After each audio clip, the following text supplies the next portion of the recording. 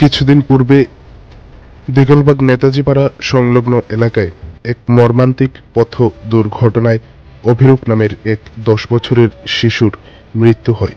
একে কেন্দ্র করে গতকাল অর্থাৎ 10ই অক্টোবর শুক্রবার রাত আনুমানিক 8টা নাগাদ শোকাহত ওই পরিবারের সাথে দেখা করতে ধর্মনগর দমকল বিভাগের অফিস সংলগ্ন এলাকায় ওনাদের বাসভবনে যান প্রদেশ কংগ্রেস সভাপতি আশিস কুমার সাহা, কংগ্রেস বিধায়ক সুদীপ বর্মন, কংগ্রেস নেতৃত্ব চয়ন ভট্টাচার্য সহ একাধিক কংগ্রেসের নেতৃত্বগণ ও সমর্থকগণ সেখানে গিয়ে ওনারা পরিবারের সাথে দেখা করেন, তাদের পাশে দাঁড়ানোর আশ্বাস দেন এবং এই ঘটনার সুষ্ঠু তদন্তের দাবি জানান। পরবর্তীতে এক সাক্ষাৎকারে 10ই অক্টোবর শুক্রবার রাত আনুমানিক 8টা 30 নাগাদ বিস্তারিতভাবে জানান প্রদেশ কংগ্রেস সভাপতি আশিস কুমার সাহা। অত্যন্ত হৃদয়বিদারক মর্মান্তিকভাবে এক দুর্ঘটনা অভিজিৎ দেবনাথ এবং তার ছেলে অভিরূপ দেবনাথ দুর্ঘটনা পতিত হয়ে অভিরূপের অকাল মৃত্যু হয়েছে। আমরা গভীর মর্মাহত। আমাদের শোক জানানোর কোনো ভাষা নেই।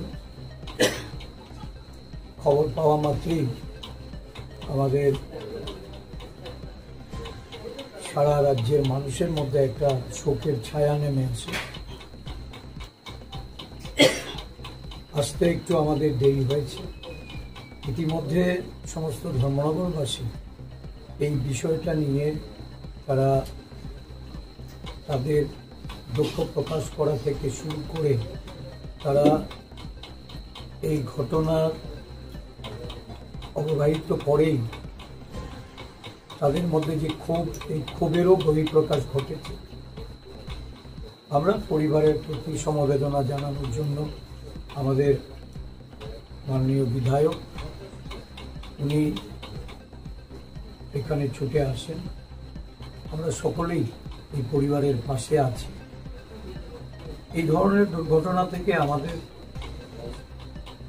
শিক্ষা নিতে হবে। যারা সরকার পরিচালনায় আছেন, কেন দুর্ঘটনা ঘটার পর যারা এর জন্য দায়ী বা তাদের দোষী সাব্যস্ত করা হয়, যে পরিবারের কোল খালি হচ্ছে। কারণ এই রাজ্যে দুর্ঘটনা সারা রাজ্যে দিন দিন বৃদ্ধি পাচ্ছে। এর প্রবণতা বৃদ্ধি পেলেও বিধানসভায় বা বিধানসভার বাইরেও এই নিয়ে সাধারণ যারা নাগরিক, সুনাগরিকরা যেমন সোচ্চার, বিভিন্ন রাজনৈতিক দলে বিশেষ করে আমরা বিভিন্ন সময়ে বিধানসভায় দেখেছি এই নিয়ে সরকারকে আরও কঠোর ব্যবস্থা নেওয়ার জন্য। পরিকল্পিত পরিবহন ব্যবস্থা পদক্ষেপ নেওয়া, এগুলি নিয়ে অনেক আলোচনা হলেও সরকার কর্ণপাত করেন না। অত্যন্ত এটা অতীব দুঃখের বিষয় যে যে পরিবারের সন্তান হারাচ্ছে বা যাদের আমরা অকালে যাদের আমরা হারাচ্ছি তাদের প্রতি সমবেদনা জানানো, এটা তার কোনো ভাষা থাকে না। এই শিশু সন্তানটি অত্যন্ত আজীবন এবং এই অঞ্চলের সমস্ত অংশের মানুষের মধ্যে এটা গভীর নাড়া দিয়েছে।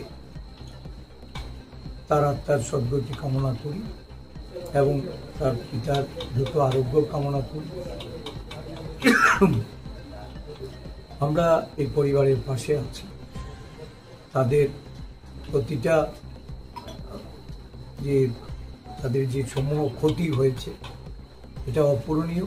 তবু সমবেদনা জানিয়ে তাদের অতি দ্রুত যেন তারা এটা কাটিয়ে উঠতে পারেন। সান্ত্বনার কোনো ভাষা নেই, তারপরেও ঈশ্বরের কাছে প্রার্থনা করব তারা যেন এটা কাটিয়ে